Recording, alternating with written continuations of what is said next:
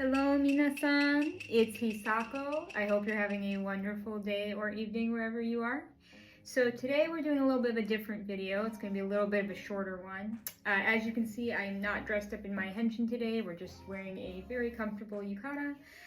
Today we're actually going to talk a little bit about a viewer request that I had, another one, for my wig here, and how to put in different kinds of kanzashi. So we're going to go over a little bit today about how to insert kanzashi into your Katsura wig. It's really not that complicated. It's just something that you need to be a little delicate with, as these wigs are a little delicate. You want to be careful with them. They're not maybe quite as delicate as you would think, but you do still want to be careful with them. So we're going to go over a few different kanzashi I have, and I will show you how to insert those into your Katsura.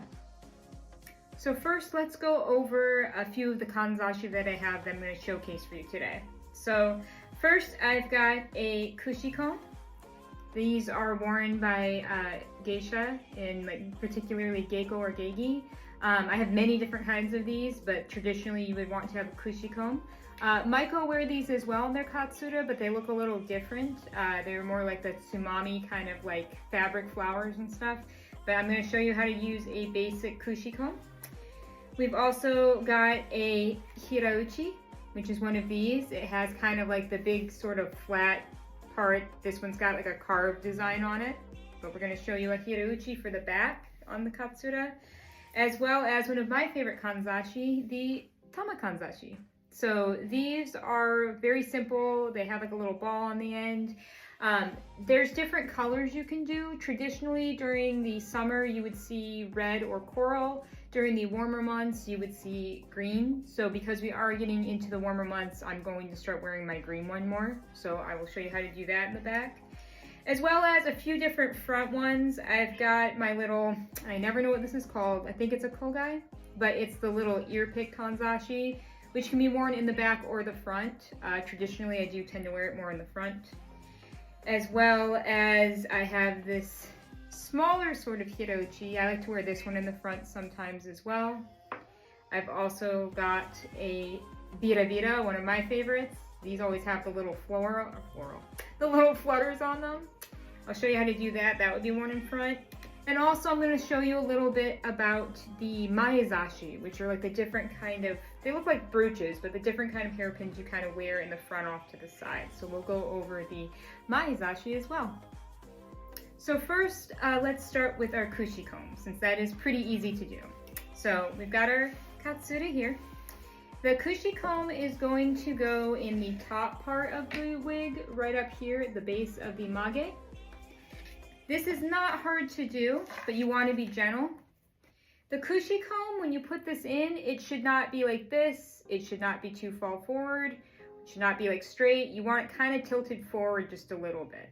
So we're going to take this. I usually grab it gently by the edges and just kind of slide into this top part here just a little bit. I kind of wiggle it just to kind of get it inside the hair here.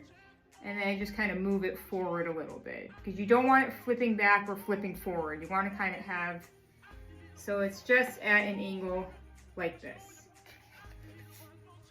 And that is how we do our kushi comb. So those are pretty easy, not too hard to do that. We'll also showcase how to do something in the front, such as, we'll do our hirauchi here.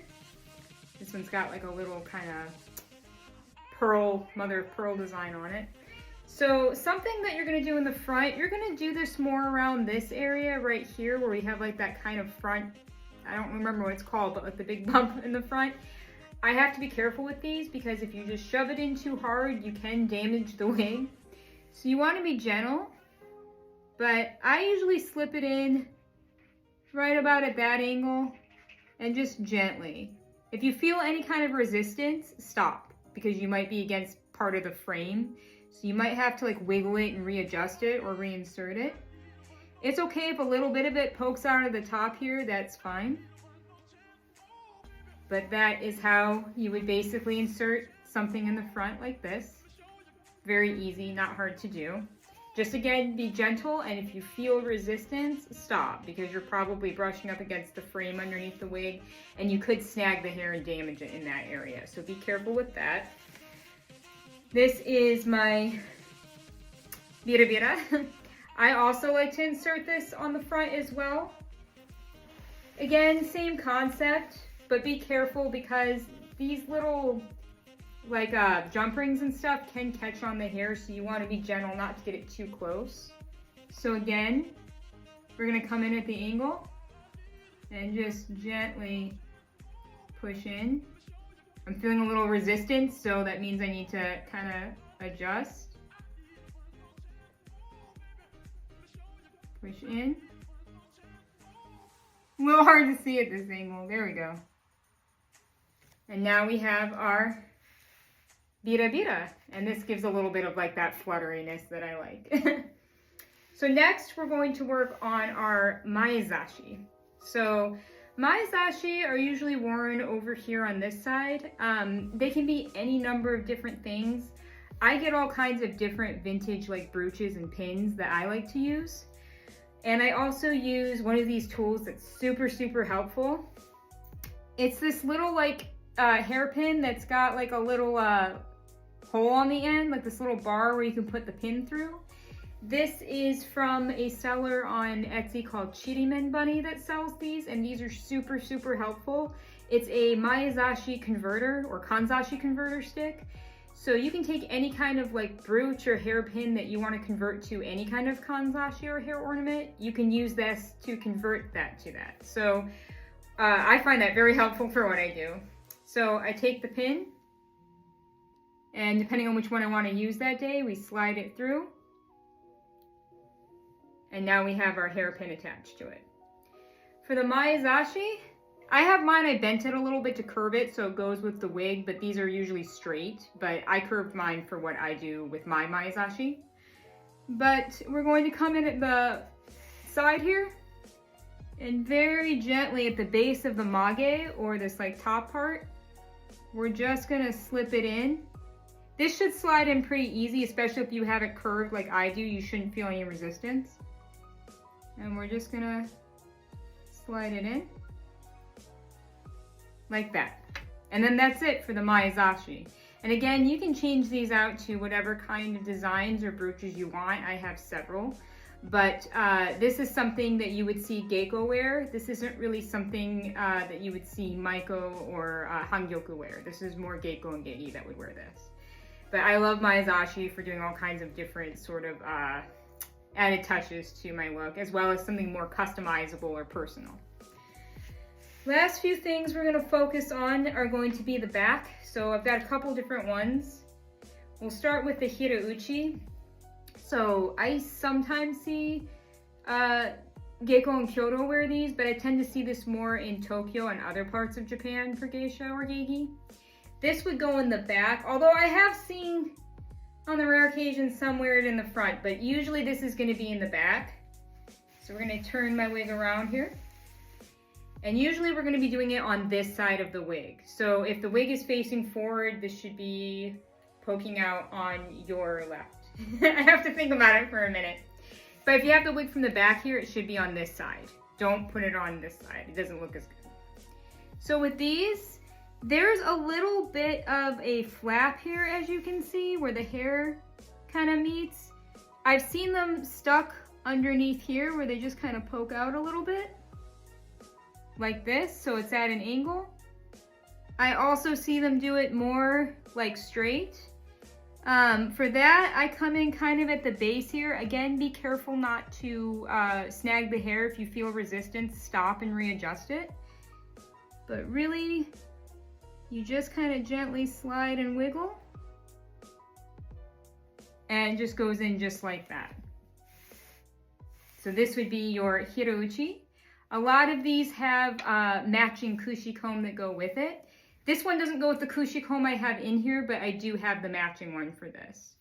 But I don't really wear this one as much because I like Kanzashi more personally. But if you're trying to be more accurate to say like geiko or geigi in Tokyo, you would want to do more like the hirauchi with the matching kushi comb. But I'm going to go ahead and gently remove this, because I'm going to do my Kanzashi, because I like these myself. So Again, same thing. These are double pronged, so you want to be a little more gentle with these because these are more likely to snag. But same thing, I come in and then I just kind of gently poke until I feel where it's not snagging. And like I said, it takes a few tries. You want to be very careful. And it's hard to do from that angle, so excuse me for just a sec while I find the right angle. There it is.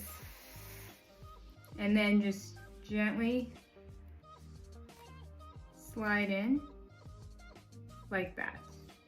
And again, I've seen these more at an angle or more straight. I tend to wear mine more straight, maybe pulled out just a little bit more. I like to have it showing kind of from the side. But this would be your Kanzashi. And these would be worn in the back. This is never something you would wear in the front of the Katsura. Again, these change out with different occasions and seasons. Depending on the occasion, different colors may be used, but generally speaking, red or coral is for the winter months, green is for your warmer summer months. So because we're entering summer months, I'm gonna start wearing my green one a bit more with my henshin. So that is how you would insert your Kanzashi.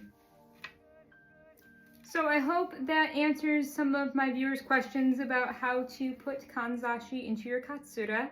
Again, it's not very hard. You just want to be gentle with it so you don't pull the hair, snag the hair, as these are a little bit delicate.